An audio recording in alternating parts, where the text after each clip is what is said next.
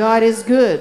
Amen. Je sais qu'on m'a donné juste une demi-heure à prêcher, puis ça, c'est rare, très, très rare que je suis capable de prêcher dans une demi-heure.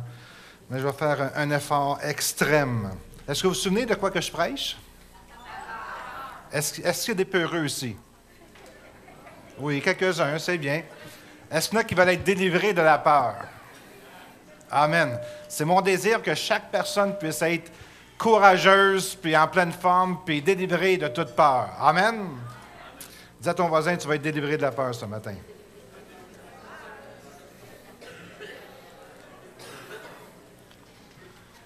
J'avais commencé la semaine passée ce message sur libérer de la peur. Et ça fait déjà 3e semaine. La semaine passée, on a vraiment eu un temps merveilleux avec le Seigneur. Vous savez que la présence de Dieu était là, puis on a dû aller un peu plus longtemps dans la louange. Alors, j'ai coupé mon message, puis encore aujourd'hui, je coupe mon message. Mais ce n'est pas grave. Même si ça prend des semaines, peut-être c'est ça que le Seigneur veut, qu'on puisse en parler longtemps pour être libéré finalement de la peur. Amen. J'ai mentionné « Ne crains rien quand je suis avec toi ». Ce n'est pas moi qui est là, c'est le Seigneur qui est là avec toi. Amen. Puis, Dieu ne veut pas qu'on ait peur, mais si nous, on choisit d'avoir peur, Dieu ne peut pas faire grand-chose. Puis la peur, c'est un peu le contraire de la foi. Quand tu mets ta foi dans le Seigneur, ta peur s'en va. Amen. Alors, on a parlé aussi comment pouvons-nous décider de garder nos peurs. C'est en voulant garder le contrôle de certains domaines de notre vie. Si tu veux être libéré de la peur, fais confiance au Seigneur dans tous les domaines de ta vie. Amen. On a écrit la semaine passée sur un tableau les différentes peurs que les gens peuvent avoir. Et l'origine ou la source de toute peur, on a mentionné, c'est quoi? Pardon? Oui, c'est ça, la peur de mourir. Un exemple, si tu as peur de manquer des finances, mais en réalité, si tu vas chercher un peu plus loin, c'est parce que tu as peur de mourir un jour en n'ayant pas assez d'argent pour manger. Puis quand tu regardes la logique de ça, c'est complètement insensé. Qui c'est qui va mourir de faim au Québec? Est-ce qu'on en connaît? Non. C'est presque impossible, même avec les prestances sociales que nous avons, etc., tu ne peux pas mourir de faim. Alors, c'est comme, il y a beaucoup de choses quand on parle de peur, c'est dans notre tête. Est-ce que je peux entendre un amen là-dessus? Comment il y en a qui savent que des fois, on s'imagine, puis on se transporte très, très loin avec nos peurs. Ça peut aller loin. Tu commences avec une petite affaire, là, puis c'est comme, ouh, t'es rendu très, très loin, right? Puis c'est la même chose avec la peur. Des fois, c'est comme, il n'y a aucune raison d'avoir peur, mais on dirait qu'il vient un esprit, un esprit de peur, puis tu es saisi par cet esprit de peur-là, puis tu ne sais pas pourquoi. Mais c'est un esprit, puis toi, tu as permis à cet esprit-là de venir faire son travail. Qu'est-ce que le Seigneur veut qu'on fasse? C'est être des hommes et des femmes de foi et apprendre à dire non à la peur. Est-ce que je peux entendre non? Non! Si je serais un bandit, je viendrais, tu dirais non comme ça, là, je te volerais tout ce que tu as. Puis même plus. Je t'emmènerai avec moi, je pense. Alors, on doit dire non à la peur. Comment? Dites non. C'est beaucoup mieux, mais ce n'est pas tout à fait ça. Dites non à la peur. Non! Wow, là, vous me faites peur, là. Non, mais c'est qu'il y a souvent des fois dans notre vie, on doit réagir comme ça, de dire non, bien, un non qui est ferme pour que ça puisse cesser. Parce que si tu dis oui, hein, c'est comme, tu ne sais plus si tu dis oui ou non, là. Alors, tu dois vraiment dire non, non ferme, puis même dans tes pensées, tu dois apprendre à dire non ferme. Est-ce que je peux entendre un amen là-dessus? C'est vraiment bon un matin, hein? Une chance que vous êtes là. On n'a rien à craindre. Dis à ton voisin, tu n'as absolument rien à craindre.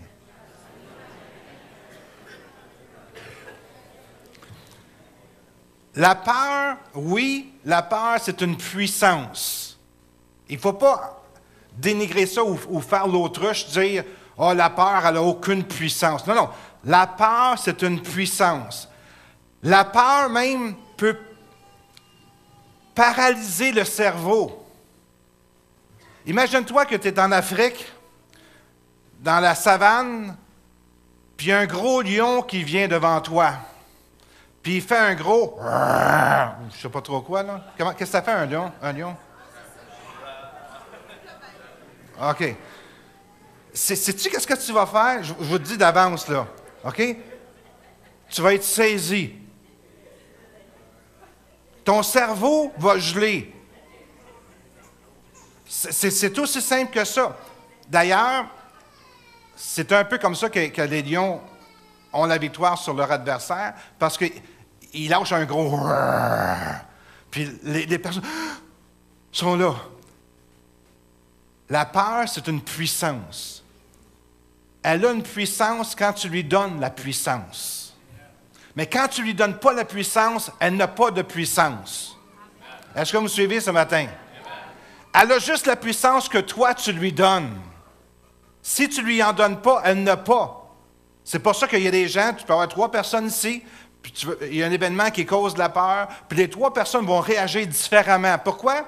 Parce qu'il y en a qui laissent entrer la peur, l'autre plus ou moins, puis l'autre du tout. Puis celui qui ne laisse pas rentrer la peur du tout est capable d'avoir la victoire sur la peur parce qu'il a décidé d'avoir la victoire sur la peur. Alors, si toi, tu décides ce matin d'avoir la victoire sur la peur, il n'y a aucune peur qui peut te faire peur. Amen? Alors, c'est une question de choix. Amen. Puis je disais tantôt que la source de la peur, l'origine de la peur, c'est la peur de la mort. Et si on est capable de concevoir et de réaliser que comme enfants de Dieu, quand nous sommes nés de nouveau, nous allons au ciel avec le Seigneur pour l'éternité. Alors, puis la parole dans 1 Jean parle de l'espérance de notre salut. L'espérance de notre salut, c'est d'être avec le Seigneur pour l'éternité, right? Alors, si tu laisses entrer l'espérance de ton salut dans ton cœur, et que tu sais que si tu meurs un jour, tu t'en vas avec lui pour l'éternité, puis ça va être extraordinaire. La peur n'aura pas de place. Mais si tu ne sais pas où c'est que tu t'en vas, là, tu as le droit d'avoir peur. Puis tu peux faire peur aux autres. Mais quand tu as la paix, une paix que le monde ne connaît pas, amen, que juste les enfants de Dieu connaissent, que tu sais que tu sais que tu sais qu'un jour tu vas être avec le Seigneur pour l'éternité. Wow! Alors, tu n'as plus besoin d'avoir peur.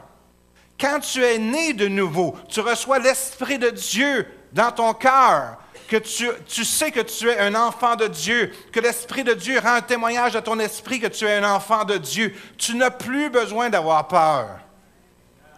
Parce qu'écoutez, c'est juste une enveloppe qu'on a.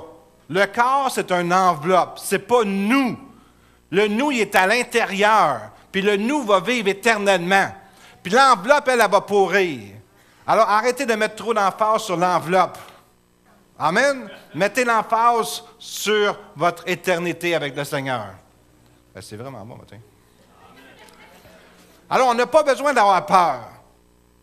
La peur, c'est une puissance. La peur peut paralyser le cerveau. La peur nous fait penser tout croche. Est-ce qu'il y en a qui ont déjà eu peur ici? Est-ce qu'il y en a qui... Juste 3, 4? OK. Ceux qui ont eu peur, est-ce que vous avez déjà réalisé que quand tu as eu peur, tu pensais tout croche? C'est comme tu n'es pas capable de penser tout droit parce que c'est comme... Puis même, des fois, tu pars à courir, tu es dans un auto, mettons, ton auto arrête, puis tu pars à courir, puis c'est plein d'autos qui passent à toute vitesse. C'est comme, tu ne penses pas correctement. Tu es dans une situation, c'est comme tu ne penses pas correctement. Tu perds le contrôle de tes pensées. La semaine passée, je vous ai dit qu'il y a quelqu'un qui est arrivé dans une banque, un voleur, puis écoutez, ça va un peu avec ce qui se passe aujourd'hui. Le monde aujourd'hui sont vraiment... Je peux juste ouvrir une parenthèse? Vous savez qu'est-ce qui s'est passé au Connecticut, là? C'est dégueulasse. Mais savez-vous, c'est la faute à qui? C'est la faute à la société. On permet des jeux de violence à regarder. Les jeunes aujourd'hui, ils ont des milliers d'heures de violence qu'ils ont vues. Alors, ils sont désensibilisés à toute violence. Fait que pour eux autres, tuer, c'est comme un jeu. Puis la société le permet, ces choses-là. En tout cas, je ne veux pas rentrer là-dedans, là, mais c'est comme nous, comme enfants de Dieu, on a le droit de résister à ces choses-là.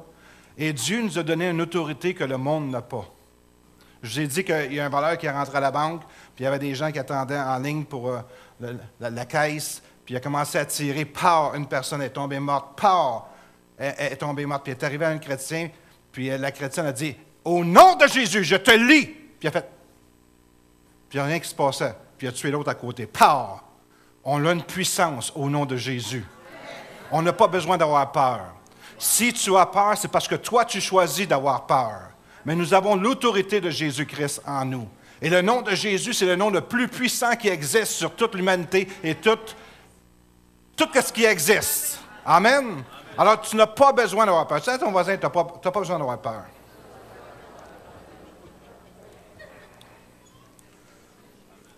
La peur nous empêche de raisonner correctement.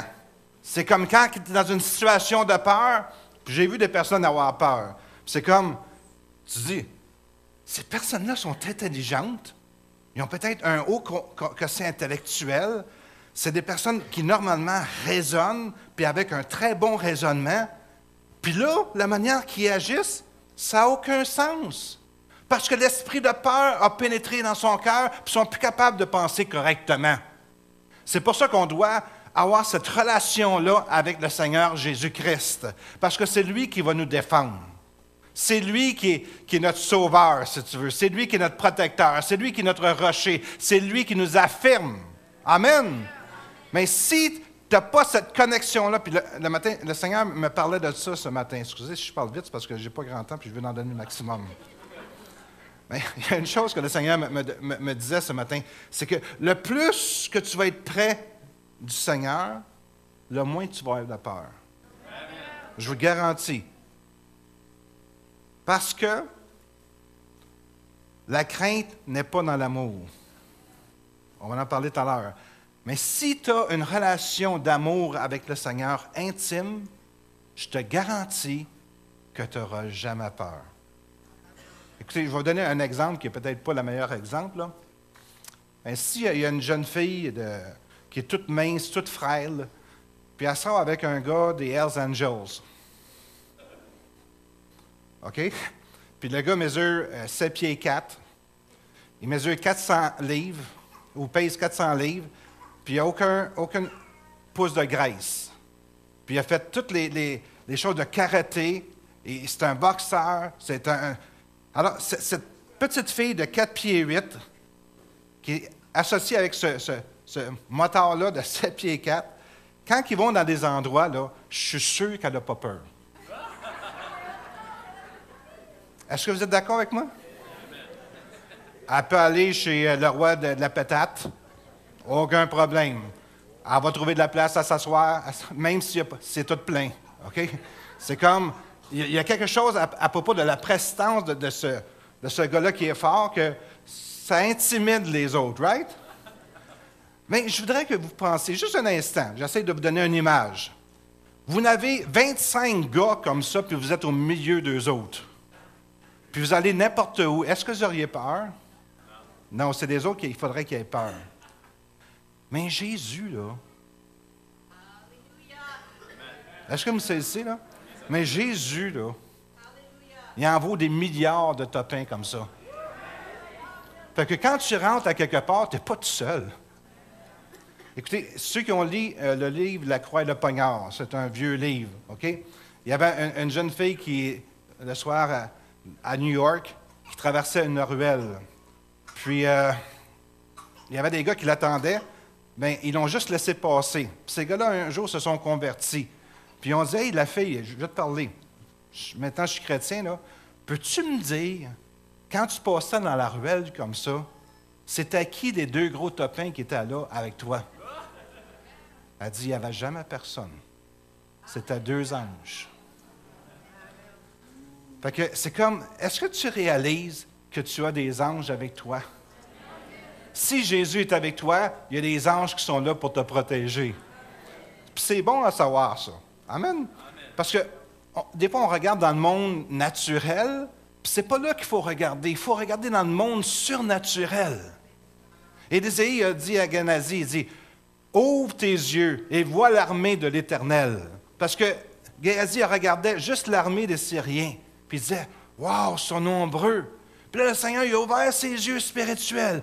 Il a vu l'armée céleste. Il dit, « Wow! » Puis c'est la même chose avec nous autres. Ouvrons nos yeux surnaturels. Et si on serait capable de voir les anges et toutes peut-être pas les chérubins parce qu'ils sont avec le Seigneur, là, mais un ange n'en chasse combien déjà? 1000? Ou plus que 1000? 15 000? 12 000? En tout cas, il en chasse une gang. Fait que si tu en as juste un ou deux, qui sont comme 12 000 à peu près, ou 8 000, inquiète-toi donc pas. Tu devrais avoir du courage. Puis même, écoute, quand tu marches, là, tu devrais marcher la tête haute. Pas trop snob, OK? Mais marcher comme...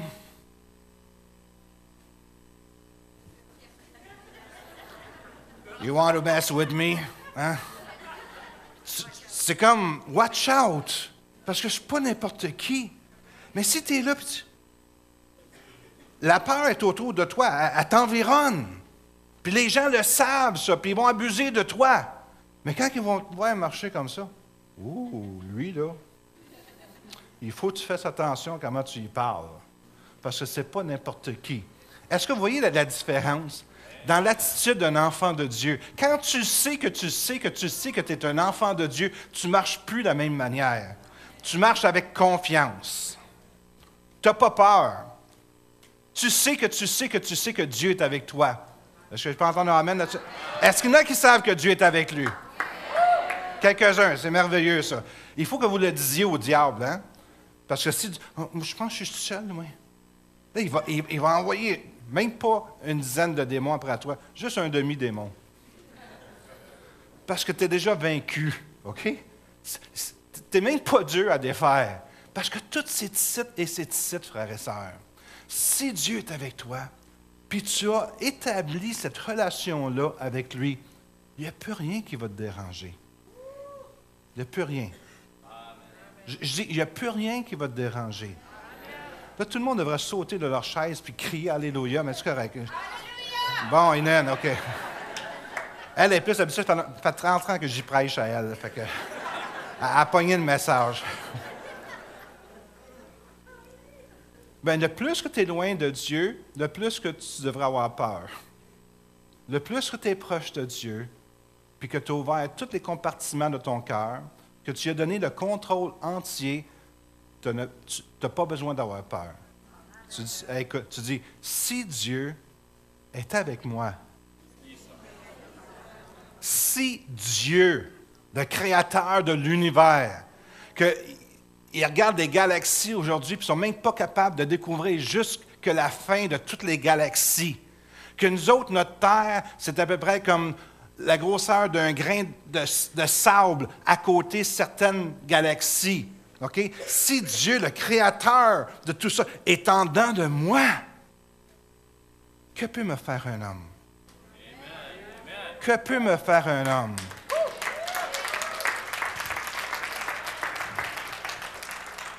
Puis j'ajouterais aussi, que peut me faire une femme? Parce qu'il y a des femmes qui sont plus méchantes que les hommes. Ça arrive, qu'est-ce que tu veux, c'est la vérité. Mais je veux vous encourager ce matin à vraiment vous connecter avec la source de toute la puissance universelle qui peut exister, qui est Jésus-Christ. Quand lui, là, il est avec toi, là, tu n'as plus besoin d'avoir peur.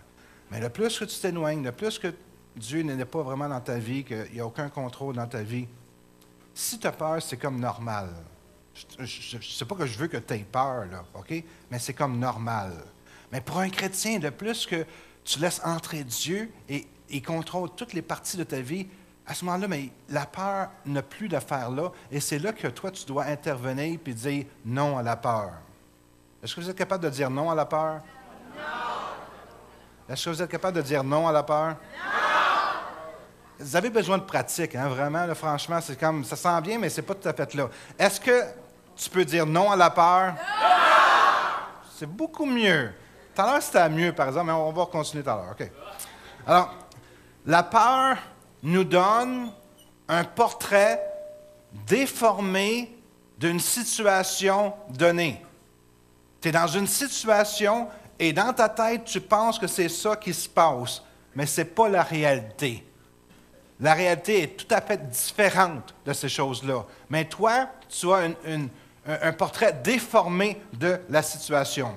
Dieu veut que tous soient délivrés de la peur, car vos peurs vous ont conduit à de fausses sécurités. Il y a des gens ici qui s'appuient sur des fausses autorités de la peur. Ils ont peur, puis comme ils essaient de s'appuyer sur quelque chose. C'est comme un enfant qui s'appuie sur sa mère.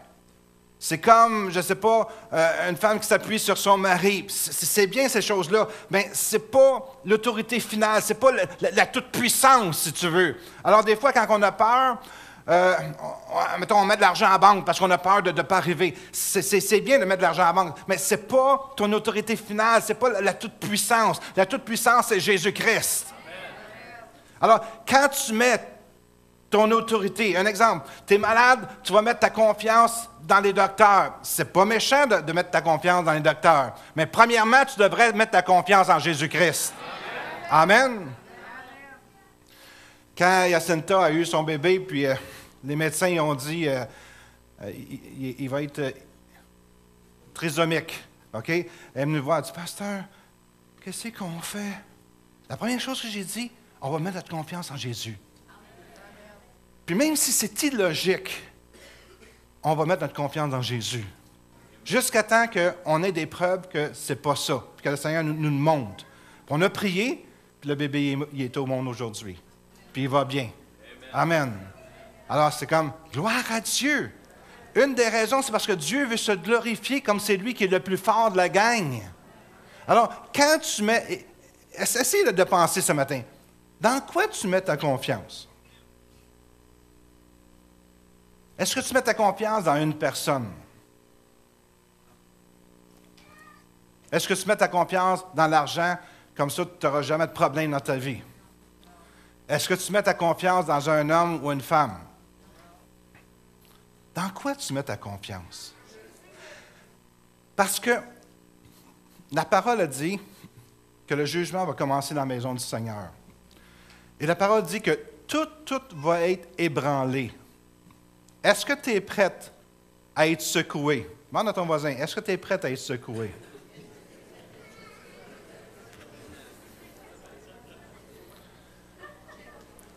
Puis dis à ton voisin, même si tu n'es pas prête, tu vas être secoué pareil.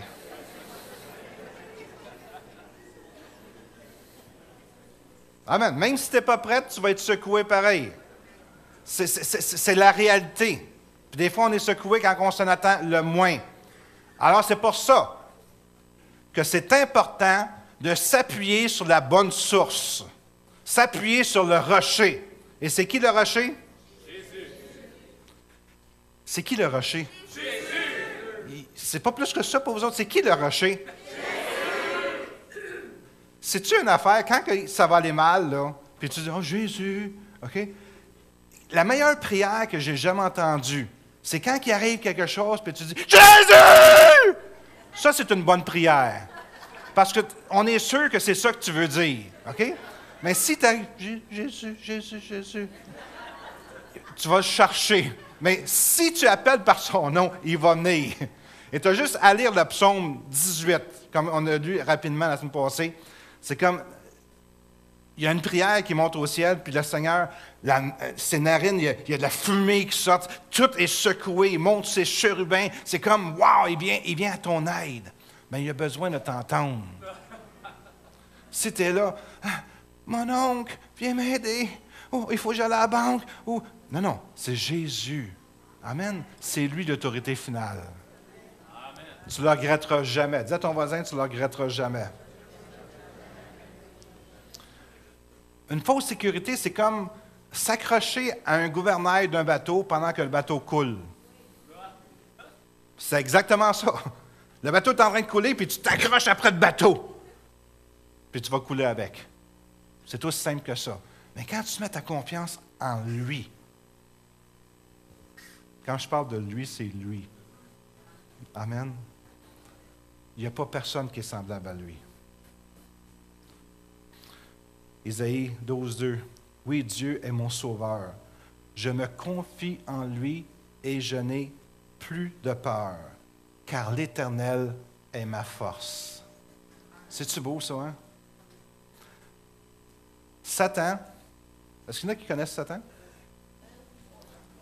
Pietro connaît Satan. Je pense qu'il l'a rencontré plusieurs fois, c'est ça que tu dis? Satan, écoutez-moi bien, je n'ai pas le temps de finir tout mon message aujourd'hui, je vais terminer avec ça. Satan, c'est un épouvantail. Est-ce que vous savez c'est quoi un épouvantail? Quand il y a un champ qui a beaucoup de légumes, beaucoup de richesses, dans le sens que c'est juteux, les fruits, etc., le fermier, là, il est tanné de se faire picosser ses tomates, ses légumes. Il met un épouvantail. Puis, c'est comme si le jardin il est vraiment précieux, il y a beaucoup de richesses dedans. Il va mettre vraiment un épouvantail qui va faire peur aux oiseaux. Amen? Alors, Satan, c'est comme un épouvantail. Mais, un oiseau intelligent, puis on est des chrétiens qui sont intelligents. L'oiseau intelligent, il va dire, « Oh, regardons ça. Il y a un épouvantail, là. Ça veut dire qu'il y a quelque chose de bon. » Amen? Amen. S'il n'y a pas d'épouvantail, c'est comme, ça donne absolument rien. Mais un oiseau intelligent va dire, « Wow, ça a de l'air juteux, délicieux, puis je veux le manger. » Puis c'est pas l'épouvantail qui va m'arrêter. Alors, il y a des épouvantails dans tous les bons jardins. Si je suis sage, moi aussi, je vais traiter des épouvantails comme ce serait une invitation à me régaler. Satan, c'est un épouvantail. Souvent, dans ta vie, il va être là pour t'empêcher de recevoir une grande bénédiction, pour te faire peur, pour être comme un épouvantail, pour que tu t'en ailles et que tu ne viennes pas récolter ce qui t'appartient. Il va te faire peur. Il va vouloir que tu aies peur. Pourquoi? Parce qu'il sait que si tu viens dans le jardin, tu vas avoir des grandes bénédictions. Puis souvent, il y a des épouvantails dans notre vie qui ne devraient pas être là, mais qui sont là. Pourquoi? Parce que le diable ne veut pas que tu sois béni. Dieu, au début de tout l'univers, il avait déjà planifié des plans pour toi, des plans de prospérité, des plans de bénédiction. Et le diable, quand il voit ces choses-là, il ne veut pas que toi, tu puisses devenir quelqu'un d'important pour le royaume de Dieu. Alors, il va s'arranger pour mettre un épouvantail dans ta vie, pour te faire peur. Puis chacun de nous, on a notre propre épouvantail. Puis dis pas, c'est mon mari qui est l'épouvantail. Ou c'est ma femme. Non, c'est des ennemis, ce n'est pas des amis. Amen? Tout géant sur mon chemin qui me fait sentir comme une sauterelle, c'est seulement un épouvantail qui m'invite à venir me bourrer des riches bénédictions de Dieu. Alors, Dieu veut te bénir, le diable veut t'empêcher de recevoir ces bénédictions-là. Puis le Seigneur dit, « Aie pas peur de l'épouvantail. » Vous êtes ton voisin, « Aie pas peur de l'épouvantail. » C'est quoi un épouvantail? Tu travailles à un travail, juste donner un exemple ou deux. À ton travail, tu travailles, puis tu es une personne qui est consciencieuse, qui travaille bien. Puis tu as une personne qui travaille avec toi, puis elle va tout faire pour te nuire. Elle va tout faire pour parler contre toi, pour te dénigrer, pour dire au boss que tu n'es pas bonne, etc. Puis toi, tu pars en peur contre elle. N'aie pas peur de l'épouvantail. Mets ta confiance dans le Seigneur, puis il va te faire justice. Amen. Est-ce que tu vois? C'est aussi simple que ça. Mets ta confiance.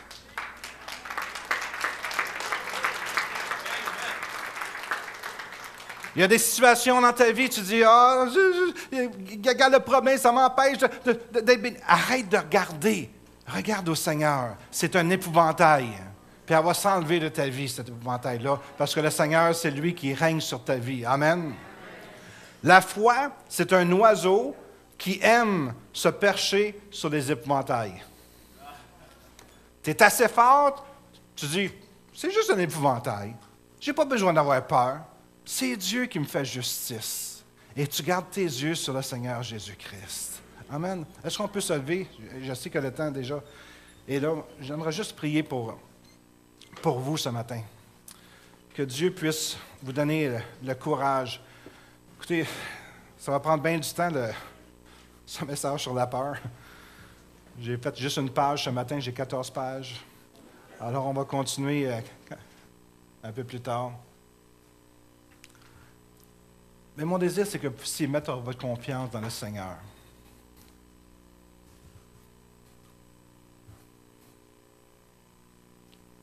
Est-ce qu'il y a des gens ici qu'on ne fera pas d'appel parce qu'on n'a pas vraiment de temps, mais juste une prière générale? Est-ce qu'il y a des gens ici qui gardent un certain contrôle dans leur vie et qui n'ont pas tout donné au Seigneur? Puis ce matin, tu dis, Seigneur, je veux donner tout le contrôle de ma vie parce que c'est toi qui vas être la source de mon courage. Est-ce qu'il y a des gens qui sont prêts à lever la main et dire, ce matin, je veux donner vraiment toute la place au Seigneur? Amen. Merci, Seigneur. Père Céleste, tu as vu les mains de ces gens qui se sont levés, Seigneur. Et toi, tu vois encore le cœur plus que n'importe quel homme peut le voir, Seigneur. Je te prie, Seigneur, de prendre tout ce qui t'est offert ce matin. Les peurs du futur, les peurs de l'avenir, les peurs d'un conjoint, d'une conjointe. Seigneur, tu dis, déchargez-vous sur moi de tous vos fardeaux. Et ce matin, Seigneur, nous t'offrons ces fardeaux, Seigneur. Et je te prie, Seigneur, que tu puisses les remplacer par un courage et par ton amour, Seigneur. Tu nous dis dans ton parole que tu répands ton amour par le Saint-Esprit. Alors, Seigneur, je te prie de répandre ton amour, Seigneur, et que les gens puissent saisir dans leur cœur, dans leur esprit, cet amour et le recevoir, et qu'elles puissent prendre, Seigneur, tout l'espace pour que toute peur puisse disparaître. Et je lis tout esprit de peur, tout esprit de crainte, au nom de Jésus-Christ. Je te remercie, Seigneur, pour nous aimer comme tu nous aimes, Seigneur, parce qu'il n'y a personne qui est capable de nous aimer de l'amour que toi, tu nous aimes.